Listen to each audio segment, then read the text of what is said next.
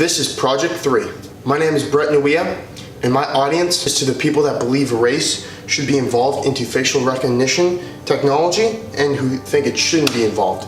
The first story is, should we teach facial recognition technology about race? By Sophia Chen. I have a lot of thoughts myself about what I think of the situation. I personally think that I don't think it would be a great idea based on the things I'm going to tell you right now. I'm going to hit both sides of the argument on how it's good and how it's bad to show you how it sums up in the end on each side. When we teach software programs about race, gender, and age, it can often be very beneficial and helpful. It can perform certain tasks better, and we already know that. Based on this article though, talking about facial recognition, how much better does it make it? Demographic data may contribute to algorithms' accuracy, but it also obscures their use. So if you teach an algorithm about its race, does it make it racist?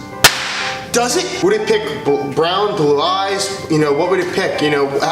How selective would it be? Would it have to do with race at all? Talking about all certain types of genders and people, how would we know if it's doing the right thing? Now, tech isn't perfect. Your iPhone 10 can unlock your phone using your face, blah, blah, blah, easy, simple. But for software to always identify you and distinguish your face as you, an entire sequence of algorithms must work. First, the software must be able to determine whether there's a face in it at all. So if you're just an officer trying to find a missing kid of a photo, a missing kid, you might want to have that software to sort through that face through ages. For example, we could tap into facial recognition technology to find out everything we know about that kid on the photo just by simply scanning that photo, if we wanted to. But then again, that's a good point. Like I just said, there's a lot of good points, there's a lot of bad points when I'm describing. It's not so simple, but when demographic data is used in these programs, it complicates their use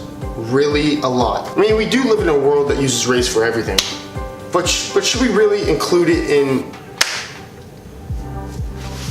my freaking phone? Would it be okay for my software to determine and pick categories, finding out my face with using examples like blue eyes, my nose, green eyes, chin structure, and it wouldn't even have to deal with race at all? That's what I believe. The more we develop this technology for our phones, our computers, our gaming systems, it's gonna be even tougher to produce it, and it's gonna be even tougher to start using it in the future once we need to find out how to use it ourselves. But another article I was reading to determine and help this situation is an article called How We Can Make Technology Healthier for Humans by Vivek Wadhwa and Alex Slavekar. Now, yeah, our relationship with technology is similar to others. Depends. If you're an old guy, you probably don't use it. You might not know how to use your computer. Sucks for you. Maybe we should just unplug and disconnect. I don't believe facial recognition should be used for every single damn thing we use, because then it's just gonna complicate things to the massive point where